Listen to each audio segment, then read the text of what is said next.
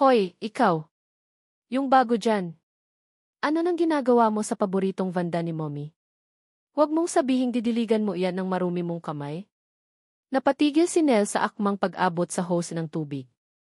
Ang lakas ng boses na iyon, parang kulog sa pandinig niya, kahit pa nasa malawak silang hardin ng mansyon ng mga De La Vega sa Quezon City. Paglingon niya, nakita niya si Senorita Aya, ang unika hija ng pamilya, nakapamiwang, suot ang flowy na sundress na halatang mamahalin at ang mga mata ay parang pupunitin siya sa talim ng tingin. Ang ganda sana, kaso ang suplada. Ma'am Aya, magandang umaga po, magalang na bati ni Nell, sinubukang itago ang inis. Aayusin ko lang po sana yung pagkakatali nitong Vanda, medyo nakalailay na po kasi. At sino nagsabi sa yung pakialaman mo yan? Taas kilay na tanong ni Aya. Lumapit ito ng bahagya, tinitingnan si Nell mula ulo hanggang paa na parang dumi. Hardinero ka lang, di ba? Ang trabaho mo, magdilig, magtanggal ng damo, magwalis ng tuyong dahon. Hindi ka florist, at lalong hindi ka decorator para ayusin yung mga halaman namin. Baka mamaya, masira mo lang yan, alam mo ba kung gaano kamahal yan? Napayuko si Nell. Unang linggo pa lang niya sa trabaho bilang kapalit ng dating hardinero na nagretiro na. Si Manang Pacing, ang mayordoma ng mansyon at kababayan ng nanay niya sa probinsya, ang nagrekomenda sa kanya. Akala niya, magiging maayos ang lahat. Mabait naman sina Don Rafael at Doña Esmeralda. Pero itong si Aya, parang laging may dalaw. Pasensya na po, ma'am, sabi na lang ni Nell. Hindi na po maulit. Siguraduhin mo lang, mataray na sagot ni Aya. At yang itsura mo, ha? Para kang galing sa bukid. Sa susunod, mag-ayos ka naman ng konti. Nakakahiya sa mga bisita namin kapag nakikita kang ganyan. Parang hindi ka bagay dito sa village. Lumakad ito palapit sa isang mesa sa ilalim ng pergola, kung saan nakahain ang agahan nito. O, ano pang tinatayo-tayo mo dyan? Magtrabaho ka na. Gusto ko, bago mag-lunch, malinis na iyang buong garden. Walang ni isang tuyong dahon, maliwanag. Tumango lang si Nell at nagsimula ng magtrabaho. Pinipigilan niya ang sarili na sumagot. Kailangan niya ang trabahong ito. Para sa pamilya niya sa probinsya. Para sa mga kapatid niyang nag-aaral. Titiisin niya ang ugali ng senorita. Buong umaga, walang ginawa si Aya kundi utusan si Nell. Hoy, yung mga rosas doon, bakit parang may uod? Inspect-in mo nga. Bilisan mo iyang pagwawalis mo, ang bagal-bagal. Yung fountain, linisin mo, ang dumi na ng tubig. Kahit hindi sakop ng usual na trabaho niya ang iba, sinusunod na lang ni Nell para walang gulo. Naririnig niya ang mga bulungan ng ibang kasambahay, na aawa sa kanya. Siya naman, parang bato na lang, walang emosyon na pinapakita. Nang gabing iyon, may malaking handaan sa mansyon. Birthday ni Don Rafael. Ang buong bahay at hardin ay napuno ng mga eleganteng bisita, mga kaibigan at business partners ng pamilya De La Vega. Ang mga ilaw ay nagkikislapan, ang musika ay malamyos, at ang mga pagkain sa buffet table ay parang pista. Si Nell, ayon sa utos ni Aya, ay dapat nasa likod lang, sa may dirty kitchen, o di kaya isa quarters ng mga katulong. Pero dahil kulang sa tauhan ang catering service na kinuha nila, pinakiusapan siya ni Manang Pacing na tumulong sa pagbubuhat ng mga tray ng baso at plato mula sa kusina papunta sa service area. Disente naman ang suot niya, bagong plansang polo shirt at itim na pantalon na pinahiram ni Mang Cardo, ang driver ng pamilya. Habang naglalakad si Nell dala ang isang tray ng mga baso ng champagne, hindi niya sinasadyang mapadaan malapit sa grupo kung nasaan si Aya. Kasama nito ang mga amiga niyang sosyalera, lahat ay tawa ng tawa sa kung anong pinag-uusapan. Napansin siya ni Aya. Agad naglaho ang ngiti nito at napalitan ng iritasyon. Excuse me, matinis na sabi ni Aya, sapat para mapatingin ang mga kausap niya at ilang bisita sa malapit. What are you doing here? Tiningnan niya si Nell na parang hindi makapaniwala. Napatigil si Nell. Ma'am Aya, pinakiusapan lang po ako ni Manang Pasing na tumulong sa pagdadala ng mga baso. Tumulong? Umikot ang mga mata ni Aya. Look, girls, baling niya sa mga kaibigan na ngayon ay nakatingin na rin kay Nell na may halong pagtataka at kaunting pangmamata. This is our gardener. Akalain mo, trying to mingle with the guests. How amusing. Nagtawanan ang mga kaibigan niya, kahit halatang pilit ang iba. Namula ang mukha ni Nell. Hindi sa hiya, kundi sa pinaghalong galit at kahihiyan. Gusto niyang ibagsak ang tray at umalis, pero pinigilan niya ang sarili. Aya, anak, mahinang saway ni Doña Esmeralda na sakto namang napadaan at narinig ang usapan. Hayaan mo si Nell. He's just helping out. Parte siya ng team, anyway. Mommy, please, lalong umarte si Aya. He's supposed to be in the backyard, not here where the real guests are. Nakakahiya, baka isipin nila we let just anyone roam around our party. Baka mamaya may mawala pa dito, di natin alam. Ang huling mga salita ay may pahiwatig na masakit. Parang sinampal si Nell sa narinig. Ang tingin sa kanya ng ilang bisita ay nag-iba, naging mapaghinala. Hindi na niya kaya. Dahan-dahan niyang inilapag ang tray sa isang bakanting lamesita. Tumingin siya kay Aya, diretso sa mga mata nito. Walang salita, walang emosyon sa kanyang mukha. Pero ang mga mata niya may kakaiba. Hindi galit na nanlilisik, hindi rin takot o hiya. Malamig. Mapagmasid. Para bang tinitimbang siya nito, sinusuri ang bawat hibla ng kanyang pagkatao. Isang tingin na tumagos, na parang may nakita itong hindi nakikita ng iba. Sa unang pagkakataon, si Aya, nasanay na siya ang tinitingala at kinatatakutan, ay nakaramdam ng bahagyang pagkailang. Parang may kung anong kuryente sa titig na iyon. Isang tingin na parang naglalaman ng isang lihim, isang babala, o marahil ay isang pangako ng kung ano. Nagtagal ang tinginan nila ng ilang segundo na para bang sila lang ang tao roon. Pagkatapos, bahagyang tumagilid ang ulo ni Nell at isang napakaliit, halos hindi mahahalata, na ngiti ang sumilay sa gilid ng kanyang mga labi. Isang ngiti na hindi umabot sa kanyang mga mata. Pagkatapos ay tumalikod na ito at tahimik na naglakad palayo, na wala sa gitna ng mga nagsasayang bisita, pabalik sa kung saan man siya dapat naroroon. Naiwan si Aya na medyo tulala. Narinig niya ang bulungan ng mga kaibigan niya, Ginny, Aya, who was that? Kinda intense, ha? Ang tapang ng tingin, parang may something. Winaksi ni Aya ang mga iniisip. Whatever. He's just a nobody. Ang yabang lang for a gardener. Pero sa loob-loob niya, hindi niya may alis ang imahe ng mga mata ni Nell. May kung ano sa tingin na iyon na bumabagabag sa kanya, isang bagay na hindi niya maintindihan. At bakit parang naguluhan siya? Siya dapat ang may kontrol. Siya dapat ang nang-iinis. Bakit parang baliktad? Ano ba talaga ang nasa likod ng mga matang iyon? Kinabukasan pagkatapos ng party, mainit pa rin ang ulo ni Aya. Hindi dahil sa hangover, kundi dahil sa hardinerong iyon. Nell. Ang pangalan pa lang parang nairita na siya. At yung titig nito kagabi? Arf. Hindi niya maalis sa isip. Para siyang hinahamon, para siyang kinukutya. Sino ba to sa akala niya? Kainis. Nakakabwisit, bulong ni Aya sa sarili habang nagbibihis. Kailangan niyang lumabas. Kailangan niyang makalanghap ng ibang hangin. Ayaw niyang makita ang pagmumukha ng Nell na iyon sa hardin. Baka hindi niya mapigilan ang sarili at kung ano pa ang masabi niya. Nag-drive si Aya ng walang patutunguhan. Napadpad siya sa isang medyo tagong bar sa may timog area. Hindi ito yung mga usual high-end clubs na pinupuntahan nila ng mga amiga niya. Medyo dim ang ilaw, maingay ang tugtog na rock at amoy sigarilyo. Pero yun mismo ang gusto niya ngayon, yung makalimot, yung walang makakakilala sa kanya. Umorder siya ng tequila, straight. Sunod-sunod. Gusto niyang malasing. Gusto niyang mawala yung inis niya. Yung mga tingin ng mga tao kagabi, yung pangingialam ng mommy niya, at higit sa lahat, yung nakakainsultong titig ni Nell. Evie, yabang. Akala mo kung sino kang makatingin. Gardener ka lang. Maya-maya, medyo nahihilo na si Aya. Nakailang shots na ba siya? Hindi na niya matandaan. May lumapit sa kanyang dalawang lalaki. Mukhang mga siga sa bar. Ngumingisi-ngisi. Hi, Miss Beautiful. Nag-iisa ka lang, sabi nung isa, umupo ito sa tabi niya nang walang paalam. Amoy alak at pawis. Umalis ka nga, sabi ni Aya, pilit tinataboy ang hilo. I'm not interested. Sungit naman, sabi nung kasama, umupo sa kabilang banda niya. Naipit siya sa gitna.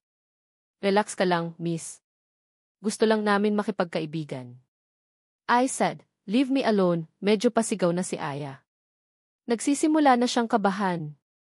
Nakita niyang pasimple siyang hinahawakan sa braso nung isa. Huwag ka nang mag-inarte, miss. Alam naming type mo rin kami, sabi nung isa, at lalong humigpit ang hawak sa braso niya, pilit siyang hinihila pa tayo. Tara, may mas masayang lugar tayong pupuntahan. Bitawan niyo ako. Bastos. Nagpumigla si Aya, pero mas malakas ang mga ito. Ramdam niya ang takot na gumagapang sa buo niyang katawan. Nasaan ang mga bouncer? Bakit walang nakakapansin sa kanila? Nagsisisi siya kung bakit siya nagpunta dito mag-isa. Bigla, isang anino ang dumaan. Kasunod noon, isang malakas na kalabog. Napabitaw sa kanya yung lalaking humihila sa kanya, napasubsob ito sa lamesa. Yung isa naman, biglang may sumuntok sa tagiliran, napahiyaw ito sa sakit. Sabi niya, bitawan niyo siya. Isang boses na pamilyar. Malamig. Kalmado. Pero may bigat. Nang makabawi ng konti sa pagkabigla si Aya, nakita niya si Nel.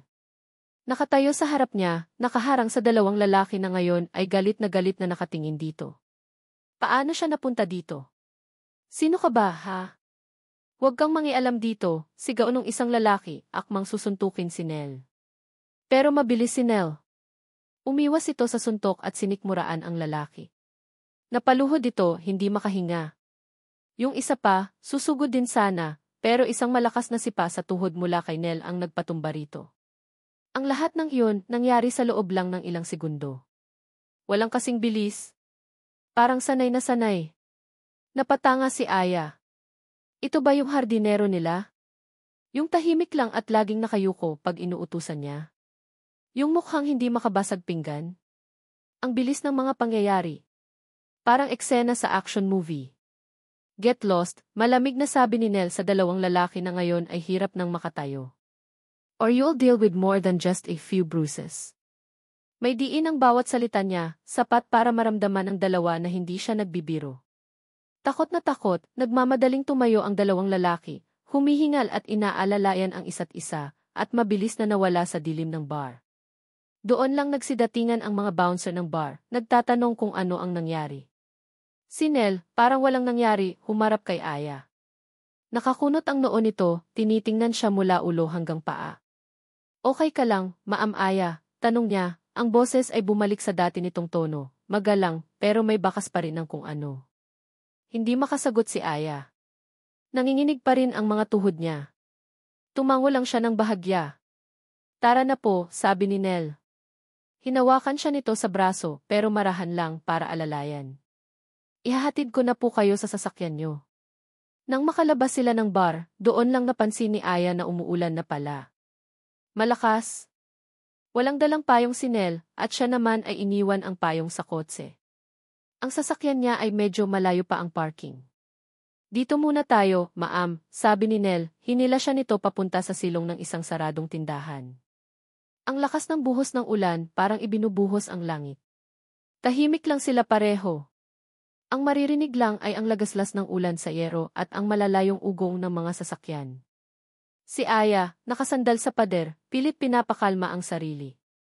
Si Nel naman, nakatayo lang sa gilid niya, nakatingin sa malakas na buhos ng ulan, ang mga kamay ay nasa bulsa ng suot nitong lumang maong jacket.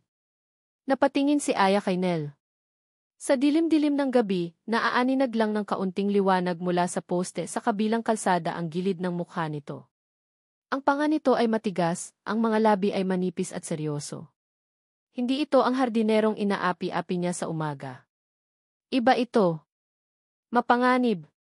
Pero ligtas siya ng kasama ito. Paano mo nalaman na nandito ako? Sa wakas ay naitanong ni Aya, basag ang boses. Lumingon si Nel sa kanya. Nakita ko po kayong umalis kanina sa mansyon, ma'am. Mukhang problemado kayo. Sinundan ko lang po kayo. Just to make sure you're okay. Mahina lang ang pagkakasabi nito pero malinaw. Sinundan siya. Bakit? Para protektahan siya. Ang hardinero nila. Biglang naramdaman ni Aya ang lamig. Nanginginig siya, hindi lang sa takot, kundi pati na rin sa basang damit at sa simoy ng hangin. Napansin yata ni Nell. Hinubad nito ang suot na jacket at ipinatong sa mga balikat niya. Amoy-amoy, Nell. Medyo magaspang ang tela pero mainit. Salamat, nautal na sabi ni Aya. Hindi siya sanay na may gumagawa sa kanya ng ganito. Lalo na ang isang taong ilang oras lang ang nakalipas ay inaalipusta niya. Wala po yun, ma'am, sagot ni Nell, tumingin ulit sa ulan. Nagkaroon na naman ng katahimikan. Pero ngayon, iba na ang pakiramdam ni Aya. Hindi na inis o galit, kundi pagkalito. At isang kiliti sa dibdib na hindi niya maintindihan. Parang may kung anong bumibili sa tibok ng puso niya tuwing napapatingin siya kay Nell. Ano ba to? Bakit ako nagkakaganito? Ang lalaking kinaiinisan niya, ang lalaking minamaliit niya, ang siyang sumagip sa kanya. Ang yabang na ipinapakita niya rito ay parang bulang naglaho.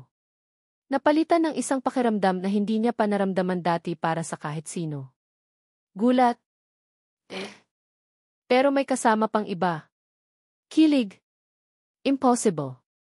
Sa isang hardinero. Napatingin ulit siya kay Nell. Nakatayo lang ito roon, isang matipunong anino sa gitna ng rumaragasang ulan.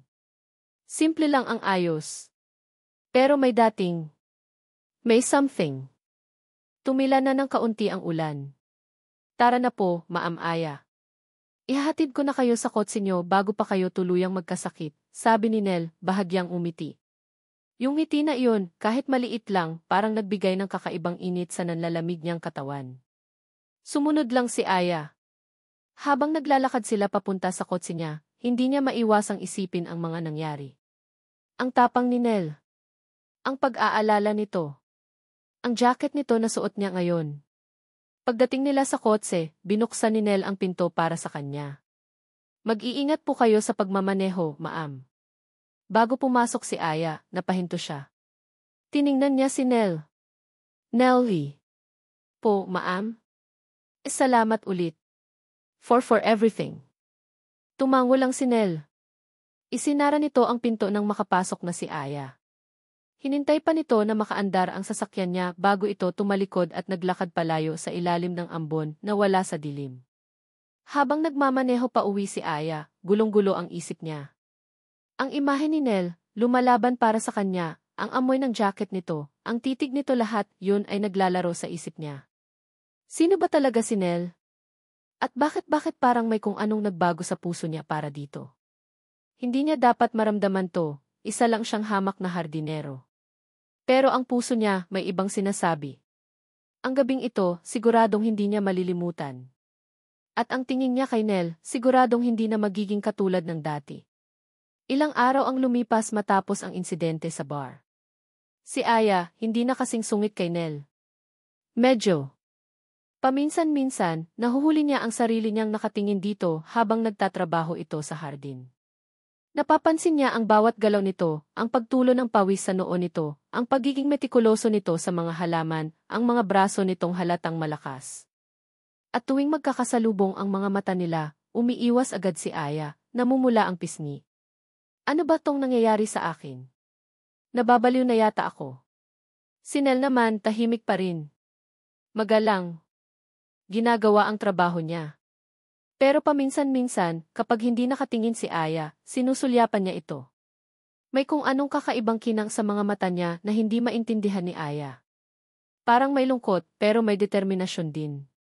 Isang hapon, habang nagpapahinga si Nell sa maliit na kubo sa gilid ng hardin, may kausap ito sa cellphone. Hindi niya alam na malapit lang si Aya, nagbabasa ng libro sa ilalim ng puno ng mangga. Hindi naman sinasadya ni Aya na makinig, pero narinig niya ang ilang salita. Tol, malapit na konting tiis na lang, sabi ni Nell sa kausap, boses nito ay seryoso. Sigurado ako, magbabayad din siya sa lahat ng ginawa niya kay Kuya Rico.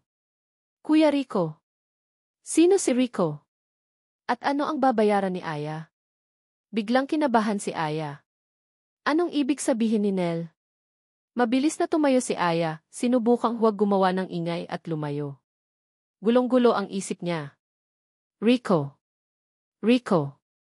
Parang pamilyar ang pangalang iyon. Kinagabihan, hindi mapakali si Aya sa kwarto niya. Paulit-ulit na tumatakbo sa isip niya ang pangalang Rico. Hanggang sa, parang kidlat na tumama sa kanya ang isang alaala. Si Rico. Si Richard Rico Santos. Ang dati niyang boyfriend. Ang lalaking minahal niya noon pero sinaktan niya. Iniwan niya. Biglang nanlamig ang buong katawan ni Aya. Images from the past flashed in her mind. Si Rico, isang simpleng estudyante ng engineering, masipag, mabait, mapagmahal. Mahal na mahal siya nito. At siya rin noon, mahal na mahal si Rico. Pero bata pa sila. Siya, galing sa mayamang pamilya. Si Rico, scholar lang, kapos sa pera. Naalala niya ang mga pangarap nila ni Rico. Isang simpleng buhay, isang maliit na bahay, mga anak. Pero dumating ang panahon na nakinig siya sa mga kaibigan niya, sa tukso ng mas maginhawang buhay. Pinilit siya ng mga magulang niya na makipag-date sa anak ng business partner nila, isang lalaking mayaman, may itsura, at ibagay daw sa kanya. Naalala niya ang araw na hiniwalayan niya si Rico. Ang sakit sa mga mata nito. Ang pagmamakaawa. Ang mga luhang hindi niya pinansin. Hindi tayo bagay, Rico, sabi niya noon. May mas deserving sa akin. At may mas deserving para sa'yo. Ang totoo, duwag siya. Natakot siyang ipaglaban ang pag-ibig nila laban sa kagustuhan ng pamilya niya at sa panghusga ng lipunan. Pagkatapos noon, wala na siyang narinig tungkol kay Rico.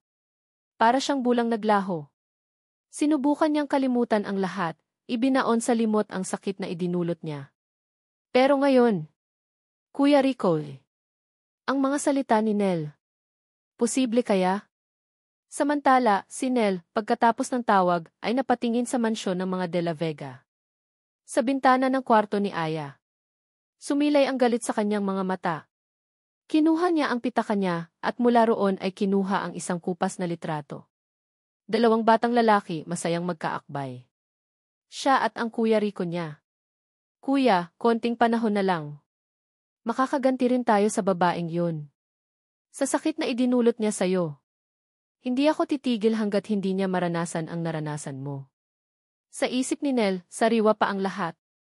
Ang pagdating ni Rico sa probinsya nila, wasak ang puso, bagsak ang katawan, halos wala ng ganang mabuhay. Ikinuwento nito sa kanya ang lahat, kung paano siya minahal at pagkatapos ay bigla na lang iniwan ni Aya na parang basura. Kung paano nawasak ang mga pangarap nito. Kung paano ito nagkasakit dahil sa depresyon. Ilang taon din bago unti-unting nakabangon si Rico, pero hindi na ito katulad ng dati. May lamat na ang puso nito, may pait na hindi nawawala. At si Nel, bilang nakababatang kapatid, nangako sa sarili niya na gaganti siya. Matagal niyang inalam ang tungkol kay Aya. Ang address. Ang mga ginagawa. Hanggang sa nagkaroon ng pagkakataon na makapasok siya bilang hardinero. Ito na ang simula ng plano niya. Hindi niya inasahan na magkakaroon ng komplikasyon. Yung insidente sa bar. Yung mga titig ni Aya sa kanya pagkatapos noon. Yung kakaibang pakiramdam na nagsisimulang sumibol sa dibdib niya para sa babaeng dapat ay kinamumuhian niya. Hindi pwede to, sabi niya sa sarili. Hindi ako pwedeng magpadala sa emosyon. Kailangan kong tandaan ang dahilan kung bakit ako nandito. Kinabukasan, habang nagdidilig si Nel ng mga rosas, lumapit si Aya. Dala nito ang jacket na ipinahiram niya. Nel, sabi ni Aya, medyo nahihiya. Salamat ulit dito sa jacket. Nasaan ko ba ito pwedeng ilagay? Kahit saan lang po, ma'am, sagot ni Nel, hindi tumitingin kay Aya. Pinipilit niyang maging malamig ang pakikitungo. Nel, ulit ni Aya. May itatanong sana ako. Ano po yun, ma'am? May kilala ka bang Rico Santos? Diretsong tanong ni Aya, pinagmamasdan ang reaksyon ni Nel. Sa pagkarinig ng pangalan, napatigil si Nel sa ginagawa. Dahan-dahan siyang humarap kay Aya. Ang mga mata niya, blanko. Walang emosyon. Pero napansin ni Aya ang bahagyang pagkuyom ng mga kamao nito. Bakit niyo po naitanong, ma'am? Tanong ni Nel, ang boses ay mas malamig kaysa dati. Wala lang, palusot ni Aya, biglang kinabahan sa naging reaksyon nito. Narinig ko lang kasi yung pangalan na iyon. Parang pamilyar. Hindi umimik si Nel. Tinitigan lang niya si Aya. Isang titig na naman na parang tumatagos. Parang binabasa ang bawat iniisip niya. Kung wala na po kayong ibang kailangan, ma'am, magtatrabaho na po ulit ako, sabi ni Nell at tumalikod na ulit ito, ipinagpatuloy ang pagdidilig. Naiwan si Aya na nakatayo roon, mas lalong naguguluhan. Ang reaksyon ni Nell kinumpirma nito ang hinala niya. May kinalaman si Nell kay Rico. Pero ano? At bakit ito nandito? Para gantihan siya. Takot. Yun ang naramdaman ni Aya. Takot sa kung ano ang maaaring gawin ni Nell. Takot sa kung ano ang ibig sabihin ng presensya nito sa buhay niya. Pero kasabay ng takot, may selos din siyang nararamdaman. Selos sa kung sino man ang Kuya Rico na iyon na mahalaga kay Nell. At selos, dahil baka ang kabaitan na ipinakita sa kanya ni Nell ay hindi totoo. Baka lahat yun ay parte lang ng isang plano. Ang dating inis ni Aya kay Nell ay napalitan ng mas komplikadong mga emosyon. Pagkalito, pag-aalala, takot, at, kahit ayaw niyang aminin, isang patuloy na pagkaakit. Ang plano ni Nell na gantihan si Aya ay nagsisimula ng mabuo. Pero ang hindi niya alam, ang puso niya ay nagsisimula na ring magkaroon ng sarili nitong plano. Lumipas pa ang ilang linggo. Ang dating tensyon sa pagitan ni Aya at Nell ay napalitan ng isang kakaibang dinamika.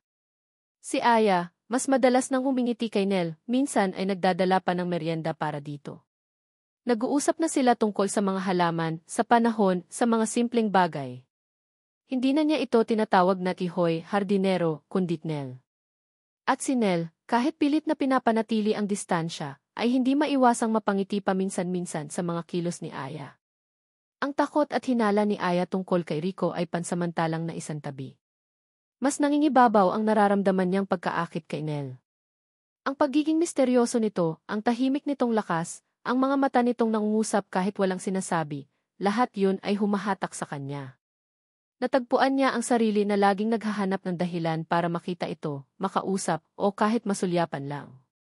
Isang hapon, habang nag-aayos si Nell ng mga paso ng orchid sa greenhouse, nilakasan na ni Aya ang loob niya. Dala niya ang isang maliit na regalo, isang bagong peres ng gardening gloves, at isang mamahaling panyo na may bordang TEE sa gilid. Nell, tawag ni Aya, medyo nanginginig ang boses. Lumingon si Nell, pawisan ang mukha, pero may ngiti sa labi. Ma'am Aya, napadaan po kayo. May maibibigay lang sana ako sa'yo. Inabot niya ang maliit na paper bag para sa'yo. Nagulat si Nell. Kinuha niya ang paper bag at tiningnan ang laman. Ma'am, hindi na po kailangan. Nakakahiya naman po. Hindi, okay lang. Bilang pasasalamat na rin sa lahat, sabi ni Aya, ang tinutukoy ay ang pagligtas sa kanya ni Nell sa bar, at marahil, sa pagbabago ng ugali niya. Saka, yung panyo, para pag pinagpapawisan ka. Ngumiti si Nell, isang ngiti na abot hanggang mata. Sa unang pagkakataon, nakita ni Aya ang totoong saya sa mukha nito. Salamat po, Ma'am Aya. Ang ganda po. Kinuha nito ang panyo at itinupi ng maayos, saka ibinulsa. Aya na lang. Huwag mo na akong imaam, sabi ni Aya, mas lalong lumakas ang loob. Nell, pwede ba tayong mag-usap? Yung seryoso. Kumunot ang noo ni Nell. Tungkol po saan, Aya? Huminga ng malalim si Aya. Ito na ayun. Nell, alam ko, marami kang iniisip tungkol sa akin. Siguro, iniisip mo, suplada ako, mayabang, mata pobre. At totoo naman iyon dati. Pero nagbago na ako. O sinusubukan kong magbago. Dahil sa'yo. Nakatingin lang si Nell, naghihintay sa sasabihin pa ni Aya. Nell, hindi ko alam kung paano to sasabihin pero I think I'm falling for you. Diretsong sabi ni Aya, ang puso niya ay kumakabog ng sobrang lakas. Alam ko, ang bilis. Alam ko, ang layo ng agwat natin sa buhay. Pero yung nararamdaman ko, totoo to, simula nung gabing yun sa bar ewan ko. May nagbago sa akin. May nakita ako sa'yo na hinahangaan ko. Walang kaimik-imik si Nell. Ang ngiti sa mukha niya kanina ay unti-unting naglaho. Napalitan ito ng isang blangkong ekspresyon. Tila ba isang malamig na pader ang biglang humarang sa pagitan nila. Aya. Nagsimulang magsalita si Nell, ang boses ay walang emosyon. Hindi pwede. Bakit? Tanong ni Aya, nararamdaman na ang paninikip ng dibdib. Dahil bahardinero ka lang at mayaman ako. Hindi iyon mahalaga sa akin, Nel. Ang mahalaga, yung nararamdaman ko. Umiling si Nel. Hindi mo naiintindihan. Ang alin ang hindi ko naiintindihan, giit ni Aya, nagsisimula ng mangilid ang luha sa mga mata. Na ayaw mo sa akin. Na pinaglalaruan mo lang ako. Na iyong kabaitan mo, yung pagligtas mo sa akin, lahat yun pakitang tao lang. Hindi sa ganun, Aya. Kung hindi, medyo tumaas na ang boses ni Aya. Sabihin mo sa akin, Nel.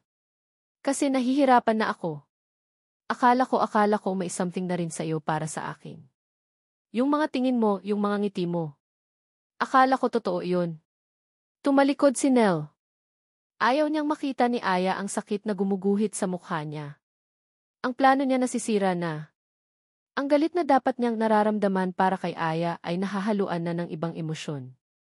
Isang emosyon na hindi niya dapat maramdaman para sa babaeng sumira sa buhay ng kapatid niya. Pasensya na, Aya, sabi ni Nel, nakatalikod pa rin. Pero hindi tayo para sa isa't isa. Mas mabuti kung kalimutan mo na lang iyang nararamdaman mo. At kalimutan mo na rin ako. Ang bawat salita ni Nel ay parang punyal na sumasaksak sa puso ni Aya. Kalimutan? Ganoon lang kadali iyon para sa kanya? Hindi nakita ni Aya, pero habang nagsasalita si Nel, kinapa nito ang panyo sa bulsa. Ang panyong bigay ni Aya. Mariin niya itong hinawakan.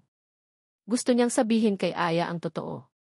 Gusto niyang sabihin na nahuhulog na rin siya dito. Pero hindi pwede. Hindi pa. Kailangan niyang tapusin ang sinimulan niya. Para kay Kuya Rico. Maya-maya may narinig si Aya na kaluskos. Pagtingin niya, nakita niya si Nel na palabas na ng greenhouse. At sa may basurahan malapit sa pinto, nakita niya ang puting panyo na bigay niya. Itinapon ni Nel. Parang walang halaga. Doon na tuluyang bumagsak ang mga luha ni Aya. Ang sakit. Sobrang sakit. Para siyang pinagsakluban ng langit at lupa. Ang lalaking minamahal niya, ang lalaking pinag-alayan niya ng puso, ay tinapon lang ang lahat na parang basura. Hayop ka, Nel, sigaw ni Aya, humahagulgol. Niloko mo lang ako. Pinagmukha mo akong tanga. Wala nang narinig na sagot si Aya. Si Nel ay tuluyan ng naglakad palayo, iniwan siyang durog na durog ang puso. Nang gabing iyon, umiyak lang nang umiyak si Aya sa kwarto niya. Ang lahat ng kilig, ang lahat ng pag-asa, ay napalitan ng matinding sakit at galit. Nagdesisyon siya. Lalayuan na niya si Nel. Kakalimutan na niya ito. Hindi na siya magpapakatanga pa sa isang lalaking hindi naman pala siya gusto, at baka nga, pinaglalaruan lang siya. Pero sa kabilang banda, sa maliit niyang quarter sa likod ng mansyon, si Nel ay nakaupo sa dilim, hawak-hawak ang panyong kinuha niya ulit mula sa basurahan kanina. Basang-basa ito ng luha. Luha ni Nel. Patawad, Aya. Patawad. Kung alam mo lang. Ang plano ni Nel ay umuusad. Pero ang presyo nito ay ang sarili niyang puso. At ang puso ng babaeng hindi niya inaasahang mamahalin. Ilang araw nang iniiwasan ni Aya si Nel. Kapag nakikita niya ito sa hardin, agad siyang pumapasok sa loob ng bahay o nagkukunwaring may ibang ginagawa. Masakit pa rin ang puso niya, sariwa pa ang sugat na iniwan ng pagtanggi ni Nel. Ang dating sigla sa mga mata niya ay napalitan ng lungkot at pagkadismaya. Isang gabi, hindi makatulog si Aya. Paulit-ulit na naglalaro sa isip niya ang mga nangyari. Ang mga salita ni Nel, ang itinapong panyo. Bumangon siya para kumuha ng tubig sa kusina. Habang pababa siya ng hagdan, narinig niya ang boses ni Nel mula sa may service area sa likod bahay, malapit sa quarters nito. May kausap na naman ito sa telepono. Dahil sa kuryosidad at marahil sa natitira pang kirot sa puso, dahan-dahan siyang lumapit, nagtatago sa likod ng isang malaking halaman. Kuya, malapit na, dinig niyang sabi ni Nel. Boses nito ay seryoso at may halong galit. Konting-konti na lang. Sinabi ko na sa kanya na hindi kami pwede. Nakita ko kung gaano siya nasaktan. Pero kailangan, kuya. Para sa'yo. Para sa lahat ng ginawa niya sa'yo noon. Nanigas si Aya sa kinatatayuan. Siya. Ano ang ginawa niya? At kay kuya? Kuya Rico. Ang mga tanong na dati niyang isinantabi ay bumalik ng may mas matinding puwersa. Alam ko, kuya, hindi madali to, patuloy ni Nel. Lalo na't parang nahuhulog na rin ako sa kanya. Pero hindi ko hahayaang masira ang plano natin. Magbabayad siya. Kailangan niyang maramdaman yung sakit na naramdaman mo noon.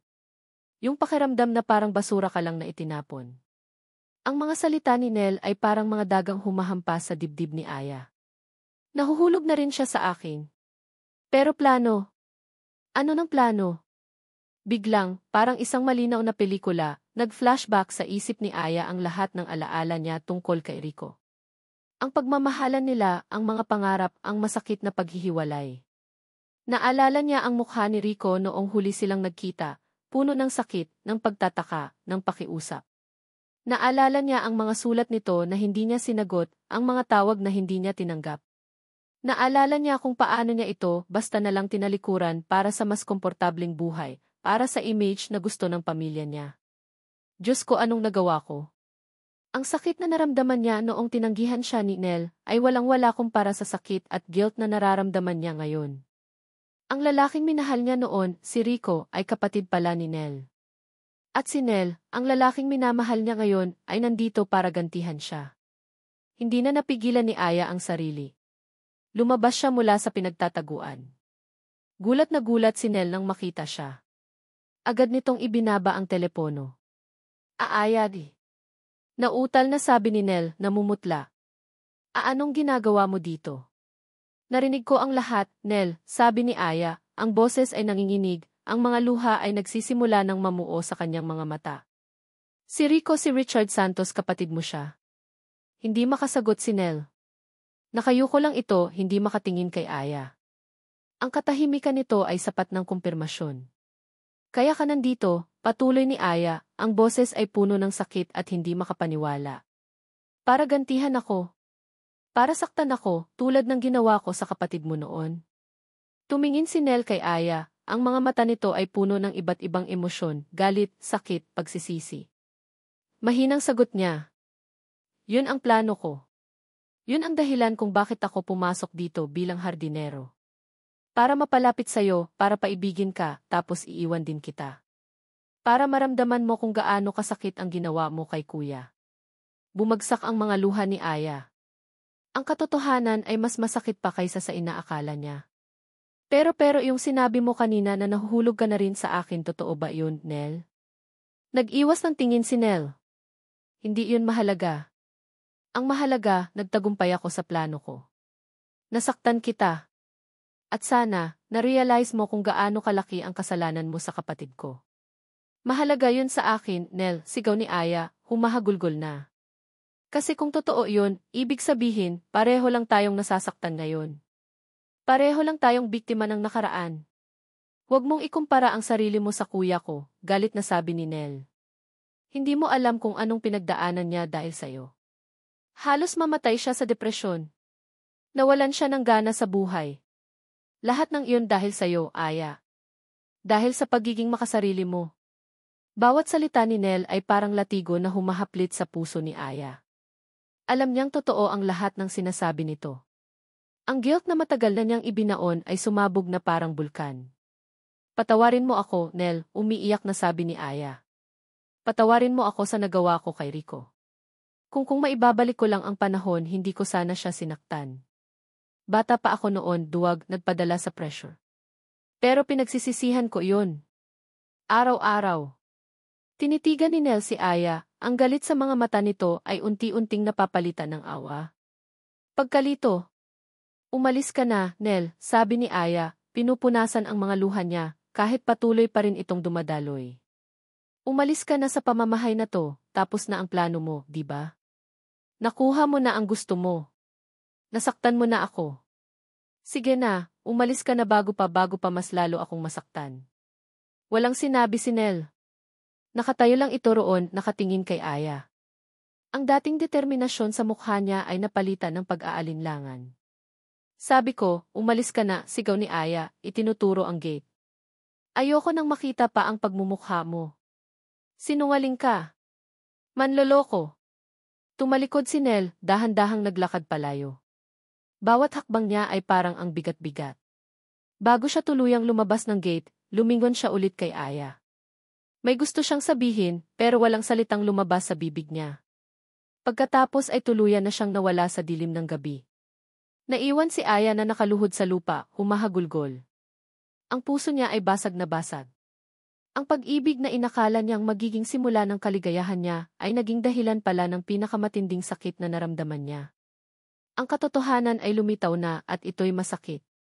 Sobrang sakit. Ang mansyon ng mga De La Vega ay nabalot ng katahimikan, isang katahimikang puno ng lungkot at mga pusong nawasak.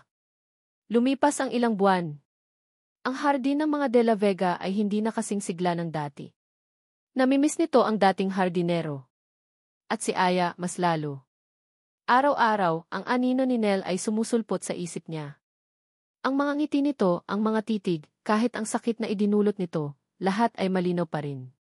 Sinubukan niyang magalit, pero mas nangingibabaw ang lungkot at pangungulila. At ang pagsisisi.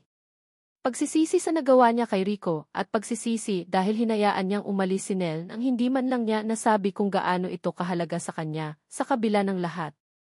Ang buhay ni Aya ay naging tahimik. Hindi na siya lumalabas kasama ang mga amiga niya. Mas madalas siyang nasa bahay lang, nagbabasa, o kaya nakatitig lang sa kawalan. Ang dating yabang at kasupladahan ay napalitan ng isang malalim na kalungkutan. Kahit ang mga magulang niya ay napapansin ang pagbabago sa kanya. Isang gabi, malakas ang buhos ng ulan, katulad ng gabing iniligtas siya ni Nel sa bar. Nasa kwarto si Aya, nakatingin sa labas ng bintana, pinagmamasdan ang mga patak ng ulan na humahampas sa salamin. Bigla, may narinig siyang kaluskos sa labas ng gate. Sumilip siya. Sa gitna ng malakas na ulan, nakatayo si Nel. Basang-basa. Nakayuko. Parang isang naliligaw na tupa. Bumilis ang tibok ng puso ni Aya. Si Nel. Nagbalik siya. Hindi alam ni Aya kung ano ang gagawin. Dapat ba siyang magalit? Dapat ba siyang sumigaw? O dapat ba siyang bumaba? Pinili niya ang huli. Dahan-dahan siyang bumaba ng hagdan, ang puso niya ay parang gustong kumawala sa dibdib niya. Pagdating niya sa pinto, nakita niya si Manang Pacing nakausap si Nel sa intercom. Ma'am Aya, si Nel po, nasa labas, sabi ni Manang Pacing, halatang nag-aalala. Hindi sumagot si Aya. Lumapit siya sa bintana sa tabi ng pinto, sapat lang para makita si Nel, pero hindi nito makikita na nakatingin siya. Nakita niya ang lungkot sa mga mata ni Nel, ang pagod sa mukha nito. Parang ang laki ng ipinayat nito. Nel, anong ginagawa mo dito? Gabing-gabi na at ang lakas ng ulan, dinig niyang sabi ni Manang Pacing sa intercom. Manang Pacing, pwede ko po bang makausap si Ma'am Aya? Sabi ni Nel, ang boses ay basag, halatang nanginginig sa lamig. Kahit saglit lang po. May kailangan lang po akong sabihin. Hindi kumibo si Aya. Takot siyang harapin si Nel. Takot siyang masaktan ulit. Pero may parte sa puso niya na gustong-gusto siyang makita, makausap. Pasensya na, Nel, pero baka tulog na si Senorita, sagot ni Manang Pacing. Narinig ni Aya ang buntong hininga ni Nel. Sige po, Manang. Pakisabi na lang po sa kanya, pakisabi na lang po na nagsisisi ako. Nagsisisi ako sa lahat. At mahal na mahal ko siya. Ang mga huling salita ni Nel ay parang musika sa pandinig ni Aya, kahit kasabay nito ang kirot. Mahal siya ni Nel. Totoo. Hindi na napigilan ni Aya ang sarili. Lumabas siya ng pinto, dala ang isang malaking payong. Dahan-dahan siyang lumapit sa gate. Nagulat si Nel nang makita siya. Aya di. Binuksan ni Aya ang gate. Tumayo siya sa harap ni Nel, pinapayungan ito. Basang-basa na rin siya ng ambon, pero hindi niya ininda. Anong ginagawa mo dito, Nel? Tanong ni Aya, pilit pinatatag ang boses, kahit ang totoo ay gusto na niyang umiyak. Hindi ba't tapos na ang lahat? Aya, patawarin mo ako, sabi ni Nel, ang mga mata ay puno ng luha, nakahalo sa tubig ulan. Patawarin mo ako sa lahat ng sakit na idinulot ko sa'yo. Nabulag ako ng galit nang namakaganti para sa kapatid ko. Pero sa proseso, nasaktan ko ang babaeng pinakamamahal ko. Mahal mo ako, tanong ni Aya, hindi makapaniwala. Pagkatapos ng lahat.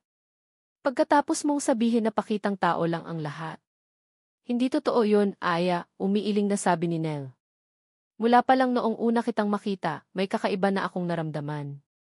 Pinilit kong labanan, pinilit kong isipin na galit lang ang dapat kong maramdaman para sa'yo. Pero hindi ko kaya. Bawat araw na kasama kita, mas lalo lang akong nahulog sa'yo. Yung gabing tinanggihan kita, yung gabing itinapon ko yung panyo. Yun ang pinakamasakit na ginawa ko sa buong buhay ko. Dahil alam kong sinasaktan kita, at kasabay noon, dinudurog ko rin ang sarili kong puso. Umiiyak na si Aya. Ang lahat ng sakit, ang lahat ng galit, ay unti-unting napapalitan ng pag-unawa, ng pag-asa. Nakausap ko si Kuya Rico, patuloy ni Nell. Sinabi ko sa kanya ang lahat. Ang tungkol sa'yo, ang tungkol sa nararamdaman ko. Galit siya sa akin noong una, pero sa huli, naintindihan niya. Sinabi niya sa akin na matagal ka na niyang pinatawad. At sinabi niya sa akin na kung mahal talaga kita, dapat kitang ipaglaban. Si Rico. Aya. Pinapatawad ka na niya. At ako ang humihingi ng tawad sa iyo ngayon. Patawad kung nasaktan kita. Patawad kung niloko kita.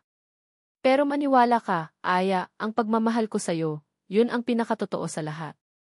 Lumuhod si Nell sa harap ni Aya, sa gitna ng malakas na ulan. Aya, mahal na mahal kita. Please, bigyan mo pa ako ng isang pagkakataon. Hayaan mo akong patunayan sa iyo na karapat-dapat ako sa pagmamahal mo. Hindi alam ni Aya kung ano ang sasabihin. Ang puso niya ay nagtatalo. Ang isip niya ay naguguluhan. Pero ang mga mata ni Nell, ang mga luha nito, ang pagluhod nito sa harap niya, lahat yun ay sumisigaw ng katotohanan. Dahan-dahan, ibinaba ni Aya ang payong. Lumuhod din siya sa harap ni Nell. Hinawakan niya ang basang mukha nito. Nelly. Sabi ni Aya, umiiyak pa rin. Tumayo ka dyan. Tumayo si Nell, pero hindi binitawan ni Aya ang mukha nito. Tinitigan niya ito sa mata. Mahal din kita, Nell, sabi ni Aya, sa wakas ay lumabas na rin ang mga salitang matagal nang gustong kumawala sa puso niya. Kahit anong sakit ang idinulot mo, hindi nawala yung pagmamahal ko sa'yo. Sa narinig, parang nabunutan ng tinik si Nell. Niyakap niya si Aya ng mahigpit, sa gitna ng malakas na buhos ng ulan. Niyakap din siya ni Aya pabalik. Ang mga luha nila ay naghahalo na sa tubig ulan, pero hindi na iyon luha ng sakit, kundi luha ng pag-asa, ng pagpapatawad, ng muling nabuong pag-ibig. Patawad, mahal ko, bulong ni Nell sa buhok ni Aya. Patawad din, mahal ko, sagot ni Aya. Hindi nila alam kung ano ang mangyayari bukas. Hindi nila alam kung paano nila haharapin ang mga susunod na araw.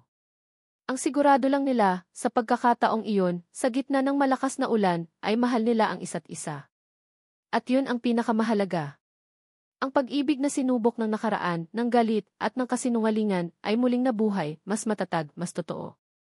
Ngunit ang daan patungo sa tunay na kaligayahan ay hindi pa tapos. Marami pa silang kailangang ayusin, kailangang patunayan. Ngunit sa yakap na iyon, may pag-asa. 1 taon ang mabilis na lumipas. Ang dating maingay at magarbong mansyon ng mga De La Vega sa Quezon City ay naging simbolo na lang ng isang nakaraang puno ng sakit at aral. Sina Aya at Nell, pagkatapos ng gabing iyon ng pagpapatawad sa gitna ng ulan, ay nagdesisyon na magsimula muli, malayo sa mga mapanghusgang mata, malayo sa mga alaalang masakit. Nasa California na sila ngayon. Isang maliit na bayan malapit sa baybayin. Ang dating senyorita na sanay sa luho ay natutong mamuhay ng simple. At si Nell, ang dating hardinero na may pasa na galit, ay natagpuan ang kapayapaan sa piling ng babaeng minamahal niya. Magkasama nilang itinayo ang isang maliit na flower shop, pinangalanan nilang Kirikos Blooms, bilang pag-alaala at pagbibigay-pugay sa kapatid ni Nell. Si Aya, gamit ang dati niyang kaalaman sa business management na hindi niya masyadong nagamit noon, ang namamahala sa tindahan. Si Nell naman, ang kanyang key green thumb bee ang siyang nag-aalaga at nagpapalago ng mga pinakamagagandang bulaklak na ibinebenta nila, mga rosas, orchids, tulips, at mga paboritong vanda ni Doña Esmeralda noon. Ang buhay nila ay simple lang. Sa umaga, sabay silang magkakape habang pinagmamasdan ang pagsikat ng araw mula sa bintana ng kanilang maliit na apartment na nasa itaas lang ng flower shop. Maghapon silang magkasama sa tindahan, nag-aasikaso ng mga customer, nag-aayos ng mga bulaklak. Minsan, nagkukulitan, nagtatawanan. Minsan, tahimik lang na nagtatrabaho, pero ramdam ang pagmamahal at respeto sa isa't isa. Sa gabi, pagkatapos isara ang tindahan, mamamasyal sila sa tabing dagat, maghahawak kamay, magkukwentuhan tungkol sa mga pangarap nila. Hindi naging madali ang lahat. Noong una, tutol ang mga magulang ni Aya sa relasyon nila, lalo na nang malaman ang buong katotohanan tungkol kay Rico. Pero sa paglipas ng panahon, nakita nila ang sincerity ni Nel at ang tunay na kaligayahan ni Aya. Unti-unti, natanggap din nila ang lahat. Paminsan-minsan, tumatawag sina Don Rafael at Doña Esmeralda, nangungumusta. At sa bawat tawag, nararamdaman ni Aya ang paghilom ng sugat sa kanilang pamilya. Isang umaga, habang nag-aayos si Aya ng isang bouquet ng sunflowers, may dumating na sulat para kay Nel mula sa Pilipinas. Nakita ni Aya ang pamilyar na sulat kamay. Sulat kamay ni Rico. Kinabahan siya. Binuksan ni Nel ang sulat at binasa ito ng malakas para marinig ni Aya. Mahal kong kapatid na Nel at Aya. Kamusta na kayo dyan? Sana ay nasa mabuti kayong kalagayan. Ako, heto, unti-unti nang bumabangon. Nagsimula na akong magtrabaho ulit bilang engineer sa isang maliit na kumpanya dito. Mahirap sa simula pero kinakaya. Nel, salamat sa lahat. Salamat sa pag-aalala mo sa akin. Salamat sa tapang mo na harapin ang nakaraan. Alam kong hindi naging madali para sa iyo ang lahat ng ginawa mo. Patawarin mo ako kung naging dahilan ako ng sakit na naramdaman mo. Aya, matagal na kitang pinatawad. Noon pa. Siguro, kailangan lang talaga nating pagdaanan ang lahat ng iyon para matuto. Nakikita ko sa mga kwento ni Nel kung gaano ka na nagbago at kung gaano kayo kasaya. At yun ang mahalaga. Masaya ako para sa inyong dalawa. Sana, balang araw, makadalaw ako dyan. O kaya, umuwi kayo dito. Gusto kong makita ang Rico's blooms. Siguradong maganda yan, lalo na't kayo ang nag-aalaga. Hanggang sa muli. Nagmamahal. Kuya Rico. Pagkatapos basahin ang sulat, parehong napaluha sina Nel at Aya.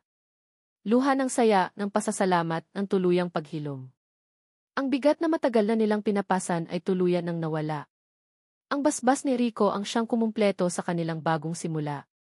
Nang hapong iyon, isinara nila ng maaga ang flower shop. Nagpunta sila sa paborito nilang lugar sa tabing dagat, kung saan laging maganda ang paglubog ng araw. Habang papalubog ang araw, at ang langit ay nagkukulay kahel at rosas, lumuhod si Nel sa harap ni Aya, hawak ang isang maliit na kahon. Aya de la Vega, sabi ni Nel, ang boses ay nanginginig sa emosyon, pero ang mga mata ay puno ng pagmamahal at determinasyon. Sa harap ng Diyos, sa harap ng dagat na ito na saksi sa ating pagmamahalan at sa alaala ni Kuya Rico. Will you marry me? Napahagulgol si Aya. Ang lalaking minahal niya sa kabila ng lahat, ang lalaking nagturo sa kanya kung ano ang tunay na pag-ibig at pagpapatawad, ay nasa harap niya ngayon, hinihiling ang kanyang kamay. Yes, Nel. Yes. 1,000 times, yes, sagot ni Aya, umiiyak at tumatawa ng sabay. Isinuot ni Nel ang singsing sa daliri ni Aya, isang simpleng singsing na may maliit na diamante, pero para kay Aya, ito ang pinakamagandang singsing sa buong mundo. Niyakap nila ang isa't isa ng mahigpit, habang ang araw ay tuluyan ng lumubog sa kanluran, hudyat ng pagtatapos ng isang kabanata, at ang simula ng isang bago at masayang yugto sa kanilang buhay. Mula sa isang mayabang na senorita at isang hardinerong puno ng galit, sila ay naging dalawang taong pinag-isa ng pag-ibig, pinatatag ng pagsubok, at pinagaling ng pagpapatawad. Ang kanilang kwento ay isang paalala na ang tunay na pag-ibig ay kayang lampasan ang lahat ng hadlang, at ang bawat isa ay may karapatan sa pangalawang pagkakataon, sa isang bagong simula. Sa California, sa tabi ng dagat, sa kanilang munting flower shop na puno ng pag-asa, isang bagong pamilya ang nagsisimulang mamukadkad, kasing ganda at kasing bango ng mga bulaklak na kanilang inaalagaan. Ang pag-ibig ni Aya at Nel ay mananatiling buhay, isang patunay na kahit sa pinakamasakit na nakaraan, mayroong pag-asang naghihintay. Mahal kong mga mambabasa. Una sa lahat, mula sa kaibuturan ng aking puso, maraming salamat sa inyong pagsubaybay sa kwento ni Aya at Nel. Salamat sa bawat minutong inilaan ninyo upang samahan sila sa kanilang paglalakbay, Mula sa mga sigalot at kayabangan, sa mga gabing puno ng takot at kilig, sa mga lihim na nabunyag, hanggang sa sakit ng pagtataksil at ang tamis ng pagpapatawad at bagong simula. Hindi ninyo alam kung gaano kalaking inspirasyon ang ibinibigay ninyo sa isang manunulat na tulad ko. Habang isinusulat ko ang bawat kabanata, para ko na ring kasamang nabuhay sina Aya at Nel. Naramdaman ko ang galit ni Aya, ang pait ni Nel, ang kanilang mga takot, ang kanilang mga pag-asa, at higit sa lahat, ang kanilang pag-ibig na sinubok ng panahon. May mga pagkakataon na ako mismo ay naiiyak, kinikilig, o kaya ay nagagalit kasabay nila. Ito marahil ang mahika ng pagkukwento, ang kakayahang dalhin tayo sa ibang mundo at iparamdam sa atin ang emosyon ng mga tauhang ating sinusubaybayan. Sa likod ng mga dramatikong eksena at mga nakakakilig na sandali, ang nais ko talagang iparating ay ilang simpleng mensahe. Una, ang pag-ibig ay hindi laging perpekto. Ito'y may kasamang sakit, hindi pagkakaunawaan at mga pagkakamali. Ngunit ang tunay na pag-ibig ay may kakayahang magpatawad, maghilom at magbigay ng pangalawang pagkakataon. Walang perpektong tao at lahat tayo ay nagkakamali. Ang mahalaga ay kung paano tayo matututo mula sa mga pagkakamaling iyon at kung paano natin pipiliing bumangon. Pangalawa, ang paghihiganti ay hindi kailanman magdudulot ng tunay na kapayapaan. Bagkus, ito ay lalo lang magpapalalim sa sugat at magdudulot ng mas maraming sakit. Ang tunay na lakas ay nasa kakayahang magpatawad, hindi lang sa iba, kundi pati na rin sa ating sarili. At panghuli, huwag nating husgahan ang isang tao base lamang sa panlabas na anyo o sa estado nito sa buhay. Lahat tayo ay may kanya-kanyang kwento, may kanya-kanyang pinagdadaanan. Minsan, ang taong akala natin ay matapang at matatag ay siya palang may pinakamalambot na puso. At ang taong akala natin ay mahina ay siya palang may pinakamatibay na kalooban. Sana, sa pagtatapos ng kwentong ito, may naiwan akong munting aral o inspirasyon sa inyong mga puso. At kung nagustuhan ninyo ang kwento ni Aya at Nel, huwag sana kayong mag-atubiling ibahagi ito sa inyong mga kaibigan at mahal sa buhay. Malaking tulong din po kung mag-iiwan kayo ng inyong mga komento at saloobin. Nais kong marinig ang inyong mga iniisip, ano ang paborito ninyong eksena? Sinong karakter ang pinakatumatak sa inyo? Anong aral ang inyong napulot? Ang bawat komento at reaksyon ninyo ay nagsisilbing gasolina para sa akin upang patuloy na lumikha ng mga kwentong aantig sa inyong mga puso. Muli, maraming salamat po. Hanggang sa susunod nating pagkikita sa mga pahina ng isa na namang kwento.